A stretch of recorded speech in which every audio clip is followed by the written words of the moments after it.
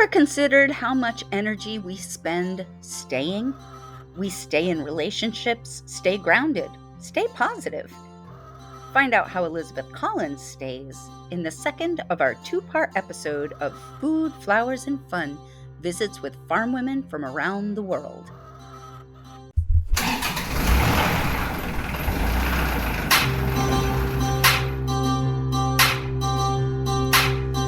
If you're the woman who does it all, farm work, housework, bookwork, homework, getting up at the break of dawn, this is the podcast for you. How do you multiply by fractions, Mom? Get away from the cares of the day. Free stock, root stock, feed stock, seed stock. Chat with women around the world who raise food, flowers, and fun. With your host, Kay Castrataro. That's me. So welcome back to Food, Flowers, and Fun Visits with Farm Women from Around the World. As always, we are sponsored by Penlight for Farmers, helping farmers create more time, energy, and abundance. And we have an exciting week because this is actually part 2 of our interview with Elizabeth Collins from, I'm going to say it wrong, Graceful Acres farmstay at Otter Creek Farm. And last week, if you joined us, you got her origin story. And so this week, we're going to see, okay, with all of this excitement that happened in her past and her journey with food and her deciding that her whole life as she knew it was not working for her anymore, and she needed to move into this new field of agriculture as an actual farmer and not just a farmer support person. Not just. So those of you out there who are farmer support people like me, we're not just farmer support people. We are important too. But she wanted to move into the farming aspect herself. And so, Elizabeth, we're going to let you jump right in with the rest of the story. Isn't that what they used to say? Yeah, so I think we just left off like right before I didn't get the goat farm, right? So I was trying to buy my own farm and do my own thing. Yep. So I did I found an internship, and I was very specific about where I went. I wanted to find a place that had a farm stay. I wanted a place that had a family. Even though I didn't have a family of my own, I really kind of wanted to understand those farm family dynamics. So I went to Oneonta, New York, which is about 3 hours from where I was living. And I spent 8 months, I like to say, in a metal box in the middle of the field with no water and electricity and did all the farming thing. So it was, yeah, very rustic. Okay, talk about the middle box. All right. So this does not sound like a positive experience to me. Like, I'm picturing metal box, and I'm honestly like picturing a tractor trailer truck body and like hot, and that's what I'm picturing. So it was an army thing. I don't even know how to explain it. It was a box. It was not as big as a tractor trailer thing, but you were right. You were kind of close. It just had a window or two. Wow. Okay. And mattress on the floor, and yeah, no power, no electricity. So now there was a communal bathroom. There was a bathroom and a shower. I took a lot of swims. I should think so. But yeah, but in a great way. Like, right, it could be not a positive experience, but it was a really amazing experience to realize how little I needed. Right. We all like live and we have lots of conveniences and lots of things. And I didn't need any of those things in my life at that time. So, but by wintertime, I needed some insulation and some heat. And so I was ready. I was prepared. But there they had, it was actually what I'm doing today is very similar to what I witnessed there. And that's why I went. I wanted to understand the farm stay business, like who actually comes to stay on a farm, how much money do they spend, what do we do, what do they do, how do you produce your own food? So again, that's kind of what I'm doing. So I did that for a year. So talk to me about what you were doing living at, like, I'm really maybe I'm fixated on the wrong element of this story right now, but I am really kind of fixated on the the metal box in the middle of the field with no power and electricity. And I'm wondering, you're at a farm stay. Mhm. I'm going to go out on a limb and guess that the guests are not living in a metal box as well, or are No, they they? had beautiful outfitter tents, 2 bedroom, Okay, all plumbing. right. They have water. They did not have electricity, but they did have plumbing and they had running water. Okay. Yeah, So so what was your role there? Like as I yeah. mean, you're interning, so what did they have you doing? Yeah, a little bit of everything. I mean, I think it was actually a hard thing for all of us to navigate because I wasn't a 20-year-old. So I wasn't going to just go along. And I had a little more, I wanted to understand. I wanted to understand the business. Mhm. So yeah, we kind of had to navigate. There were definitely some of that part that we needed to figure out. But for a little while, I tried to help organize business stuff because of my business background. Um, that felt like it got a little too personal or like a little, and either that or I was going to end up running their business, and that's not why I was there. Like, I wanted to see the animals. They had someone living there that had been an intern and was their quote unquote farm manager, so she was taking care of the animals. I wasn't doing a whole lot. So I started my own enterprise. I raised 70 turkeys when I was there. I built a turkey tractor, and I don't know, went through that whole process of building all that and buying the turkeys and raising the turkeys and doing that so that I had my own project. And then they And had they were okay with that, huh? So did you get to keep the money that you like that was your own business, like a side ultimately, hustle? yeah, ultimately it was going to be part of the leaving. I was supposed to stay till November, but literally was freezing my keister off. So made a deal with them that they bought me out of the turkeys and the tractor. So actually, I just saw that farm owner last week at a agritourism conference, and she was like, "We still use our turkey tractor. It's always reminds me of you." And so they own that now. They bought the turkeys from me and then sold them because they were the ones with the customer base anyway. Uh, Yeah. so yeah, so they were okay with it, and it made perfect sense. Like, even when I farm today, I'm like, if anyone has their own enterprise and they want to run it here, absolutely, please. That's like way better than paying someone a paycheck. So, Hmm. um, so anyway, Oh, so is that how that works? So they didn't, I mean, so you were an unpaid intern? oh, Is I was that? absolutely unpaid. Oh, Fed so really that all well. makes more Yeah, I sense. got fed really well. So that, but, and I always tell people, like, we just had an intern here this last year and she was 23, and we ended up paying her because I can't, the days of free internships are like gone. But even before then, I had to realize on my own myself at the time that I did it that it was an investment in myself. Like, while I wasn't making any money, I wasn't spending any money. I had zero cost other than Yeah. I mean, I don't think I had a car payment. So I had insurance and a cell phone bill. Yeah. Um, and that's a powerful thing that, like, if you have any money issues, you do that year and you're all done. Money isn't a big deal any longer. You just Yeah. don't spend a lot. If you have a money issue, you stop spending money.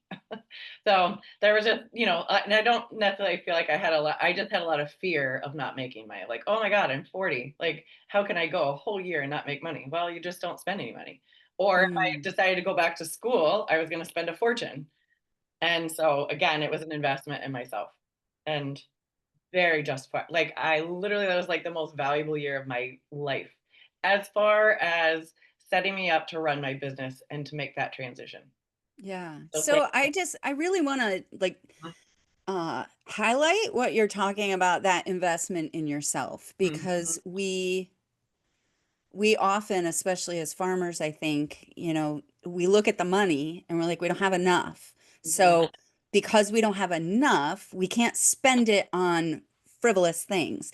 Yeah. And coaching or training or even sometimes a new piece of equipment, it seems like it's frivolous Mhm. because it's going to cost us money. And really, oftentimes, those investments really are the things that change us because, Yeah. equipment comes and goes, turkeys come and go, but the farmer stays. Like the Yeah. farmer has to live with themselves all the time. And if you are building skills and if you are building confidence and if you are building networks, those are things that go with you Yeah. wherever you go. And I know a lot of people are doing the they take a millionaire and they take all their money away, and then they say, okay, you have a month to, make $1 million again. And they do it. And Yeah. they don't do it because they're relying on their savings that are sitting in, JP Morgan somewhere. Yeah. They do it because they've invested so much in themselves. They know what they have to do to be successful.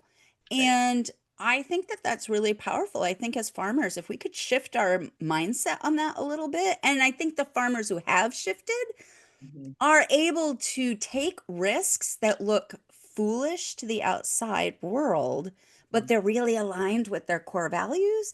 And Mhm. so they're able to make it work.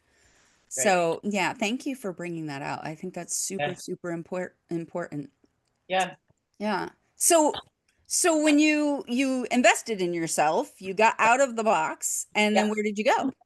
Yeah, so well, and I had that moment of like I can go anywhere, and we might have talked about this earlier. So it was maybe the second Very. time that I had that feeling of like, oh my God, now I've done that because I was open. I was open to go there, and if it was amazing to like look at property there or farm with it, I was just open, and Mm, it was really clear that that was not where I was going to stay.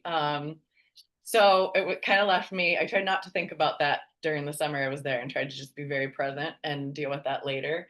But then it kind of came down to figuring that out. And yes, it was like go wherever or and some of this whole journey was like kind of finding my roots, I guess. So mm, I looked out the door to wherever and I was just like, that is too overwhelming. And that's not what I'm not, it didn't feel like I was chasing that.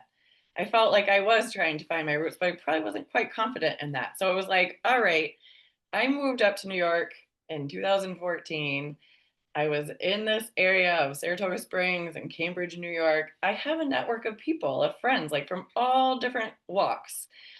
And I don't want to find a new community. That is my community. Like, yep. Elizabeth, that's your community. Figure it out. So I came back and lived. There was a woman who actually, when I was doing the internship, was choosing whether to stay local and maybe do something with her, like business, like start my glamping or my farm stay there.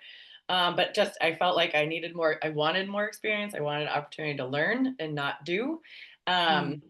so she was like, she actually bought tents based on my ideas while I was away and told me how amazing it was. And I was like, what the heck? So I actually moved back to her farm because I just needed time. I just kept buying time of like, I just need a roof and a bed for You're, now. you're this inspirational figure, though. Like you Mm, say, sort man, of. I think it would be really fun to do this farm stay thing in tents, and so I'm gonna go learn about it. And then this person's like, wow, that's a genius idea. I'm gonna do that. So thank goodness, like all like I have the thought process of like all the tide rises, like we all rise versus Yes, it's I'm sure I had a true. twinge at first of like, oh my gosh. But when she told me about it while I was away, she was very lovely about it and gave me credit for the idea. And just so it was a nice opportunity to go there and kind of help her out. Because she was working full time. So again, I kind of went to that path. And I've worked for myself my whole life. And I just need to stop ever thinking that I can work for someone or it was my idea and I wanted to do it myself. So that just became clear and apparent. And then it was like, where do I go from there? And I had another God moment of you had asked about farming with a partner and how that all happened. And there had been a family that had been in my life for years. And actually I met them through my ex-husband. So it's kind of a crazy story. And I'll I'll stay fairly surface on all of it of just the sense of sometimes things are in your life and you have no idea. Like I was married, he was married. I actually knew his parents, so he wasn't even on there was no us. There was no Yeah, there was no connection anything. between the two of you. It Absolutely was this no. other, like kind of a satellite way over there that was Right. like not related to you. Yep. Exactly. And then so it was parents. And again, exploring my roots, I realized when I moved up here, I moved away from my family. And so these people were like my grandparents and they were my family. And when I was married, I was like wanting to come out to the farm and bring lunch to them and visit. And I was doing that on a monthly basis. And I did it while I did my internship because I was just like, this is the only family I have here. And I'm not going Yeah. to let them go. Just because I got divorced doesn't mean I'm going to let them go. Ah, I love So that. kept them in my life. And yeah, and kind of got like to the point that I was like really trying to figure out what my next steps were. And I literally had this moment like so their son was going through a divorce as well. And I'd been divorced at this point. And when I was thinking about my next steps in farming, I had this weird, crazy moment of like, these are my in laws, like Mm, these grandparents of mine, these people that are my family, that are how I see them as my grandparents. Like, that's how I relate to them. Like, they're actually my in laws. And I was like, whoa, that's crazy. Like, because this farm has been in my life and like it made me stop looking. And I didn't mm, really have the clear path of how all that was going to work out. But we worked it out and kind of in a crazy, like, do you want to come farm with me? Like, him asking me that. And it's like, oh, I do kind of. And here we are. So, so how sick. not do you want to come date me? Not do you want to marry me? It's do you want Yeah. to come farm with me? Yeah. Yeah. So we're not married. We're farming together. I mean, we are in a relationship, but we're Yeah. farming together and that's what we're doing. And yeah. So, and yeah, fast forward to today and it's like, holy crap, what happened? So, and that there's a lot packed into there because sometimes we don't need to go into the details. Sometimes when I talk about this stuff, it's all amazing. It does not mean it was easy. Hard, Mm, lots of transition and all this whole story, lots of transition. But yeah. it is the transition that got us to where we are and got me to a point of and you know, and it's funny, I think those things in life of it's kind of when I actually stopped looking or stopped worrying about that, like a Mm. partner or anything. It was like I had to just move on. And as soon as I let that thought process out the door, it's like poof, right there. And I was like, oh man, Yeah. now I Yeah. have to deal Well, with this. and that's, there is that side as well, because on the one hand, it's like, okay, I've been worrying about this thing. It's done. I'm done. And Yeah. then this person shows up Mhm. and you're like, crap. Right. I had just gotten through all of this, Right. and then Like, you've got to navigate it from a whole different realm. So, because I found it interesting that you had gone to the farm stay. I'm just that farm stay just is like the metal box farm stay in my mind now. So, you went to the metal box partially to find like that whole like see how the family dynamics work on a farm, which let's talk about that for a minute yeah. because like you want to talk about the thing that nobody wants to talk about. Yeah. Family dynamics on farms can be really, really Tough. complicated, and they can be fabulous Mhm. and they can be awful. Yeah. And so I'm curious, um, what did you see in the farm family that you stayed with? It sounds like some of the business stuff and how that related, that sounded like there was maybe a little bit of tension and conflict there. But Mhm. also, how did you navigate all of this farm family stuff in your current situation? Because you started out as partners, but you Mhm. already had like this thought of your in-laws as in-laws, and so that's already a shift going on. So, talk to me about that.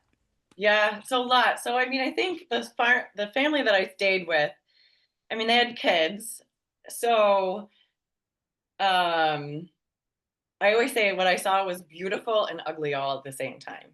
Mm, Right? Like first of all, I learned so much about like having children, like raising them on a farm, having a kid at home. Like I didn't know you could have a baby at home. Like I didn't have kids because like a hospital and a minivan and soccer practice and McDonald's did not align with me like at all.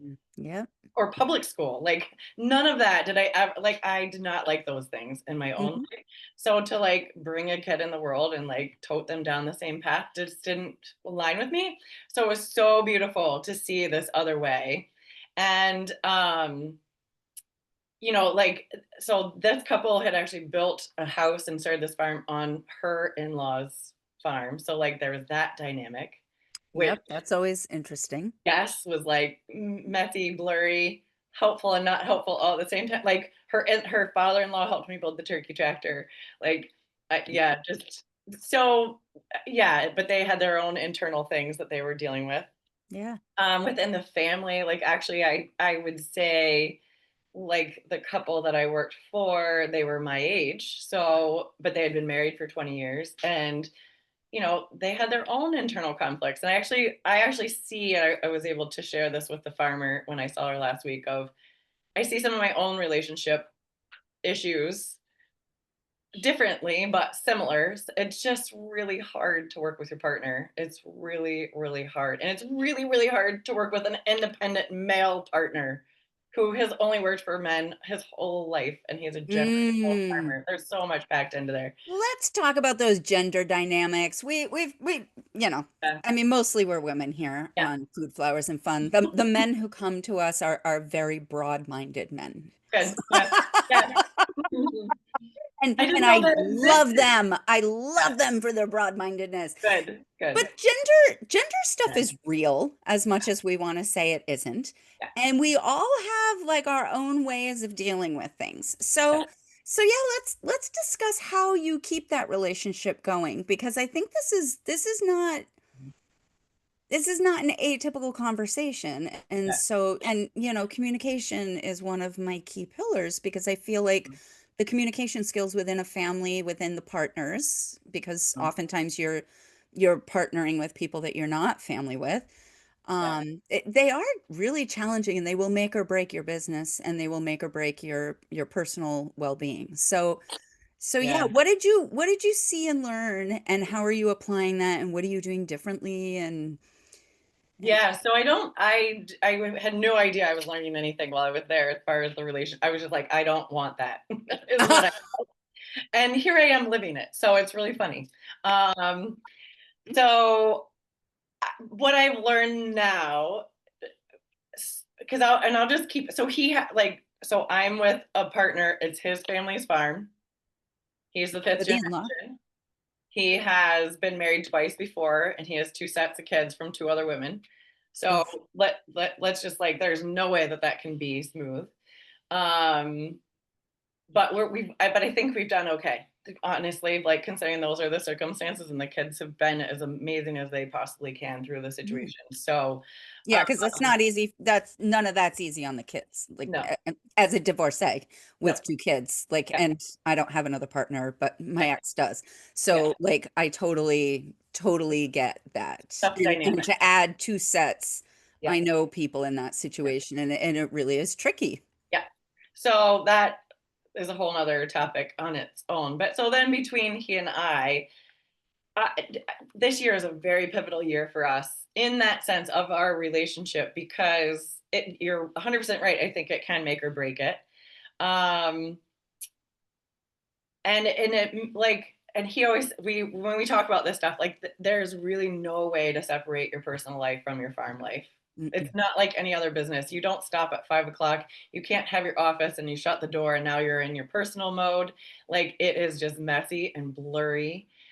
And then you have these generational dynamics and I can actually relate with this a little bit for him of he has never worked off the farm until now, so he has never had, like, speaking of communication, or I don't want to say social skills, but working with another person, not that's not family. We learn a lot from that. We're challenged. I'm challenged. This is why I work for myself, right? I have those own, I share similar things with him. And Because it's hard working with people. People are absolutely, hard. Like I absolutely. love them. I mean, Yeah. I love people or I wouldn't be doing what I do, Right, but people right. are It's hard. hard and Yeah. they're tricky and they're complicated and they're messy. And so yeah, yeah. And if you And, haven't learned those skills, like they really are communication skills. I remember I was yeah. working with one client and we talked about some communication stuff and they looked at me and they said, "Wow, if we had learned this when we were 20, no, Yeah. they were like 70. If we had learned this at 20, how different would our life had been?" And I'm Right. like, Yeah. probably a lot Right. different. But Right. it wasn't even like communication just wasn't a thing. You just shut your mouth and did what you were told. Right. Or And you fought and you separated. right, Like, right.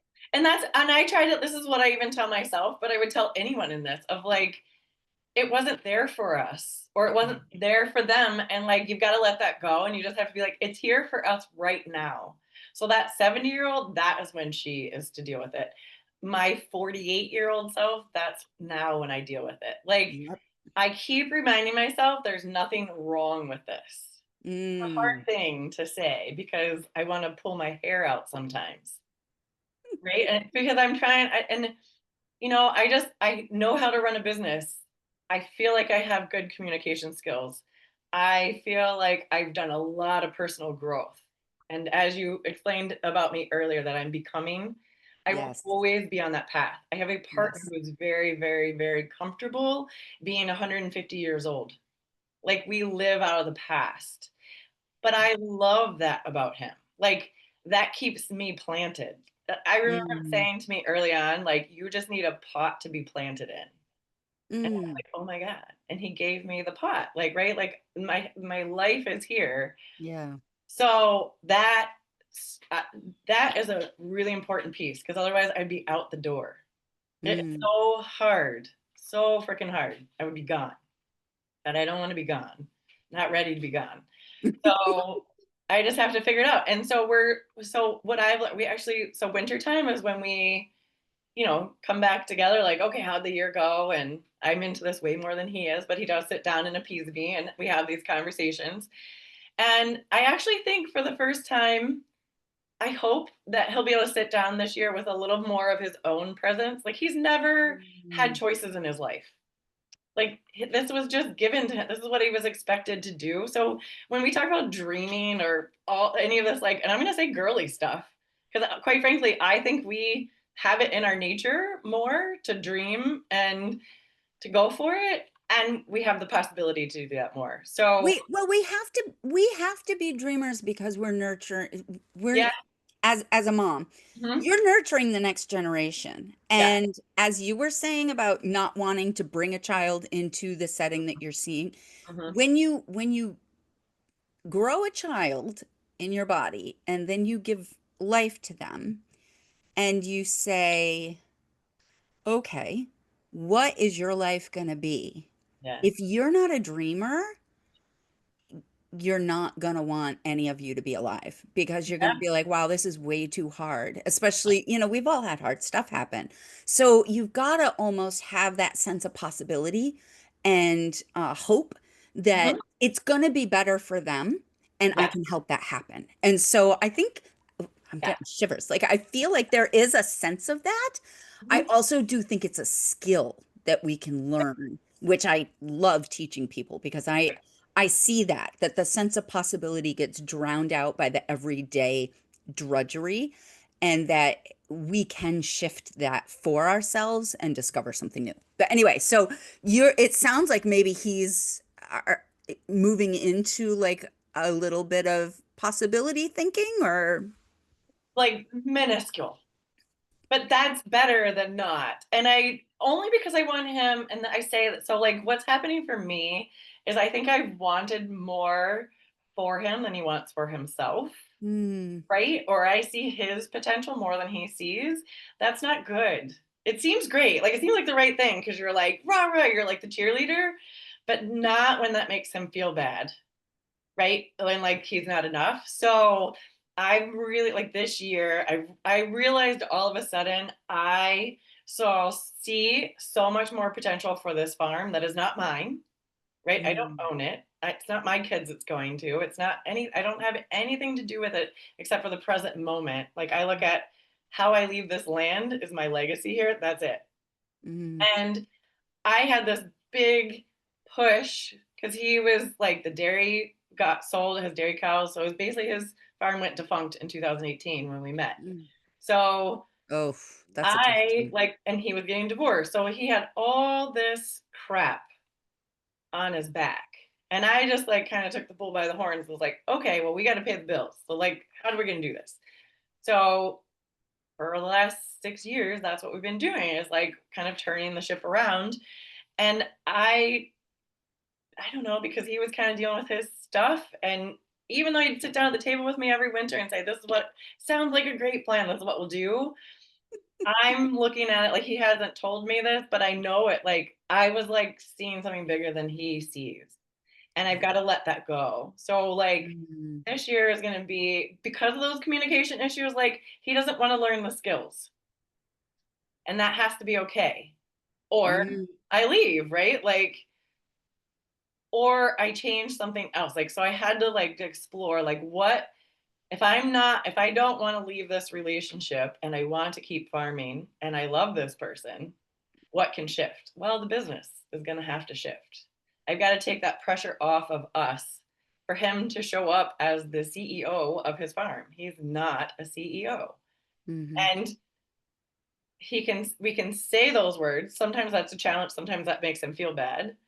But when we get down to the root of that conversation, he's totally fine with that. And it's Yeah. like, great, let us just be okay with that. I don't mind being CEO or whatever. We just need to navigate that. And guess what? I have my own business here.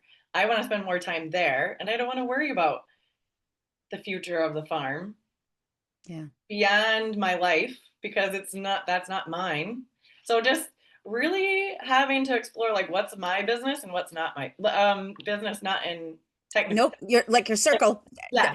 My therapist used the my circle, your circle. Like Yeah. there are things that I'm responsible for, and those are in my circle. Yep. And then there are things that I might want to see for other people, but that's not my circle. Like, Right. a really simple example is when my kids were young, and still now, but when my kids were young, we used to, go to the grocery store and they would throw Mm. god awful temper tantrums. And I would just look at them and I'd be like, the only person you're embarrassing right now is yourself. Because I'm not screaming like a banshee in the middle of the grocery store. And I frankly don't care if all those people out there are going to look at me and be like, she's a bad mom. She can't control her kids. And I'm like, this is not my problem. I have taught them how to behave. If they're choosing not to behave in that way, that's their choice. But I need to grocery shop, and I'm not letting them think that we leave the grocery store because they're throwing a temper tantrum. Right. I love this. I think I'm going to take this advice into the next day we go work together. It's really, but Yeah. that takes so much practice, like especially as women, Right. because Yeah. there is this cultural thing. I don't know if you experienced it growing up, but I sure did, that there was this understanding that somehow if there was something wrong in the world, it had to be my fault. Yeah. Like Yeah. Mount St. Helens exploded when I was a kid. That Hmm. had to have been my fault. I don't Hmm. know what I did, but I must have done something to make Mount St. Helens explode. Well, that's the most ridiculous thing in the world. But we do have this sense that we're somehow responsible for everybody else's stuff, Hmm. but we're not ever taught to be responsible for our own. Yeah. And so we're not able to say, okay, my partner is not a great communicator. Hmm. There is a depth to our communication that I really want, and it ain't going to happen. Hmm. So I can feel guilty about that and be like, well, what's wrong with me? I must not be the right partner. Or I can look at it and say, okay, he has to take responsibility for his communication skills. If I'm learning mine and I'm growing, I'm doing what I need to do. Hmm. And then, like you said, can I be secure in who I am and let him be who Right. he is, or can Hmm. I not? And depending on where you come down on that, I mean, there are, many different ways to make that function or not function. Right. So, yeah, I find that to be super, super powerful, super important, and also really, really hard to do. Yeah. Especially when the person that you're doing that with doesn't have that same awareness, because then you're like tempted to do all the emotional awareness for everybody, and you have to Mhm. just sometimes let them suffer. Like, and Mhm. and I don't mean that in a punitive way, but Yeah. like not learning these skills Hmm. hurts you. Like it makes you suffer. Your life is harder because you don't learn these skills. And again, like the kid, you could be happy and you could get a treat at the end of this, or you can throw a temper tantrum and have your mom put you to bed when we get home. Right. Not my Choices. problem. Like, Choices. Yep. Absolutely. Yeah.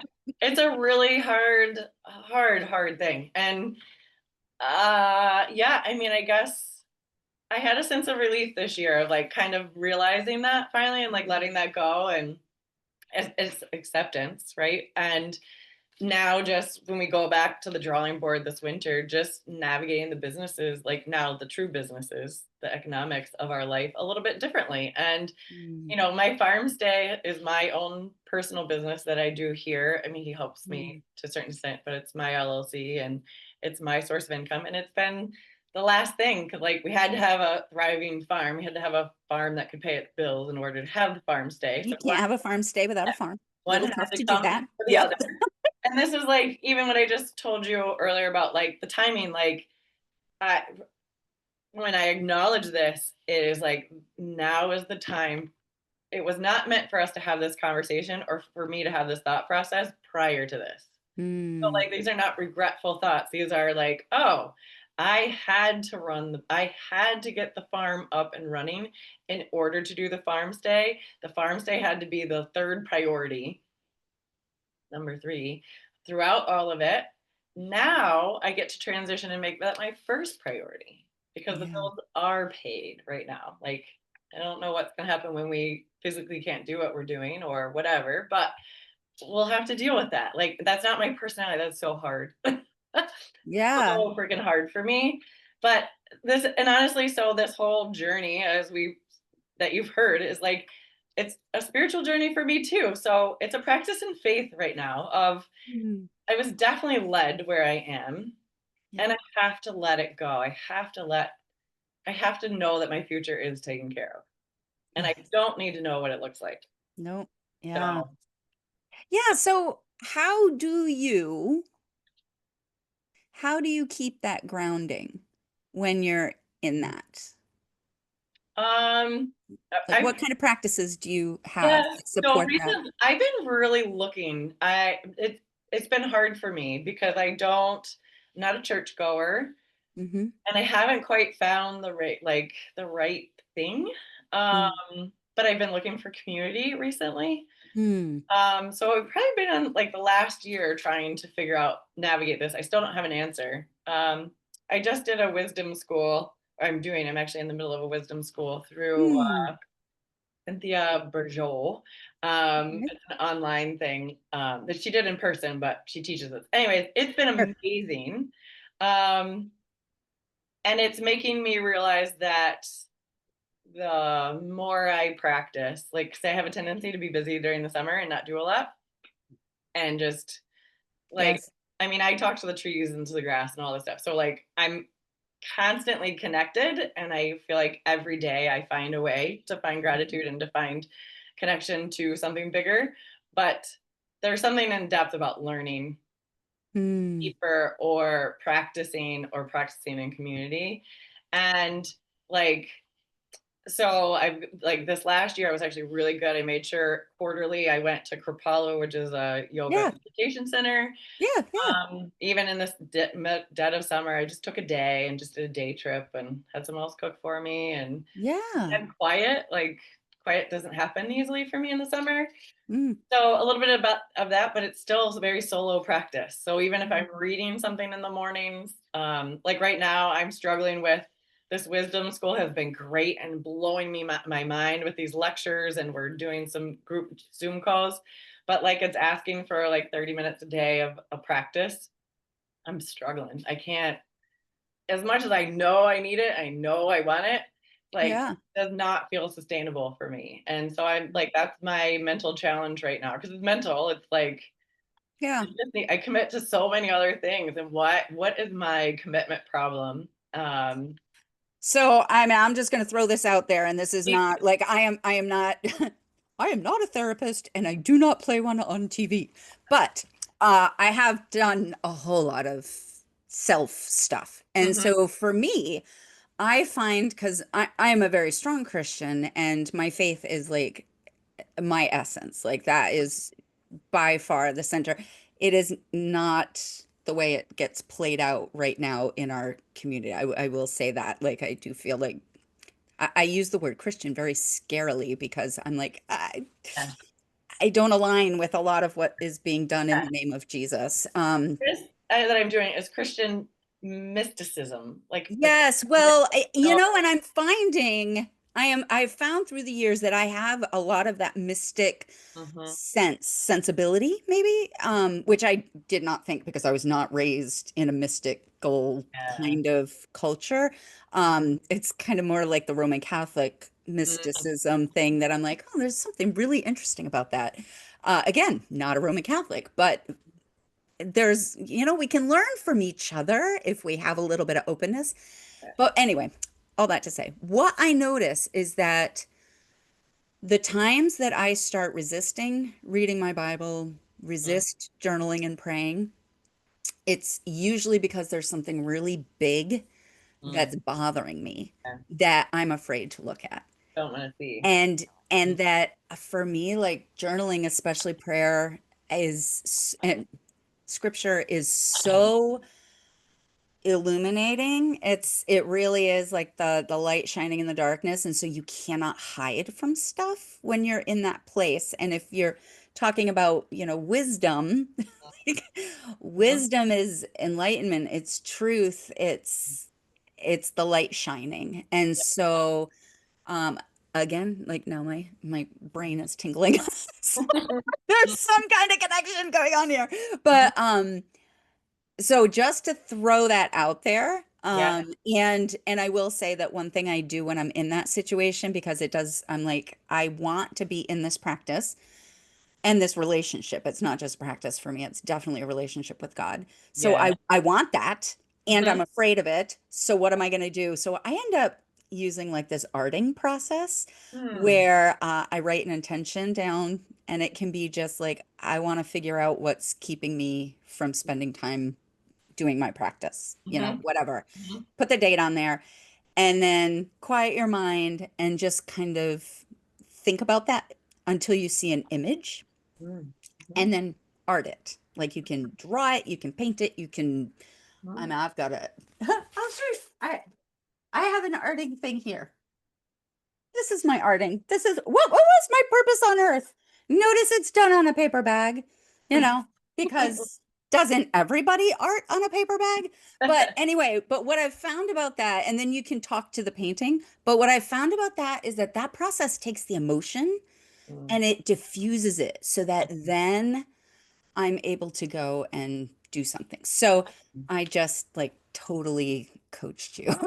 Thank you. I apologize because this is not a like online No. coaching session, but Yeah. I totally find that Mhm. helpful. And I'm not an artist, like Yeah. as you can tell.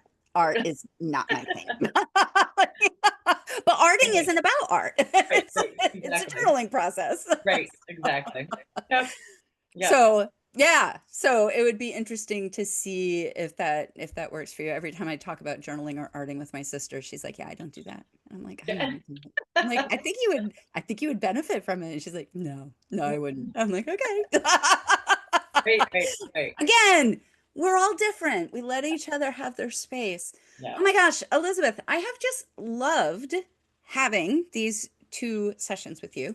Thank you. You are amazing, and I think that like there is so much. Like I love just watching your journey and hearing about it, and then, having that sense of anticipation for Mhm. what's to come.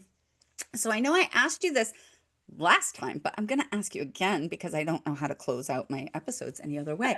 So if you had a second most Yeah. important thing that every farmer should know, what would that be? Like maybe just any takeaway. Like what is a takeaway that as we've looked back on this whole Yeah. journey, Yeah. what is a takeaway that you have? Yeah. I guess staying true to yourself, Mm, because you probably want it simple, but staying true to yourself in the sense of everything that you've heard from me over the last two episodes have been like this up and down and journey, and we really haven't even like we didn't talk about scratch the the surface. amazing stuff that's going on in my life right now, but it was all amazing, I guess, right? Mm, Like so yeah, and when you are true to yourself, you can say it was all amazing, right? Like because it was important, all the parts were important and led me to where I am, but I'm not at the destination, right? Like I'm becoming. So yeah, just staying in alignment. And when you're not in alignment, do wisdom school. I don't know, like, right? No, but I agree. Like it suffers. You suffer. And this is the core of what I believe is that, Yeah. if you're not following who you were Yep. designed to be, you will suffer more Yeah. than just difficult circumstances, because we all have difficult circumstances. Absolutely. Yep. And it's not even like I was doing this wisdom school and I'm in this point right now, not necessarily because I was feeling suffering. I just, because I don't share this with my partner, it's that's my joy spot. Like that's right. Like it's the relationship you want to keep with God. Like that's I want to have fun with it. I want like right if I can't share that joy with him, I've got to find someone or I've Yeah. got to do it with God. If that is all it is, that's fine. Yeah. And whatever. So like that's true to myself. So it's like it's not even this time it wasn't suffering. I've gotten a little bit wiser. I'm not going to wait till I'm suffering, not that I won't or I'm not in my own way, Oh, but we it's all, really actually about like I just want to really celebrate how freaking awesome all this is, including the dirty stuff. yeah. Yeah. Oh, like I said, you are incredible. So thank you, Yeah. Elizabeth. Thank you. Yeah, I'm really, really looking forward to seeing where you move in the next phase. Of So thank you for joining us. course. 2 sessions on food, flowers, and fun. And all of you out there, thank you for joining us, and we will see you next time. Bye. How do you multiply by fractions, Mom? Farmworks calling, our show is all done. Goodbye, farewell, so long, adieu. See you next week, same time, same place for food, flowers, and fun. Go in peace. Visit us at www.penlightfarmers.com.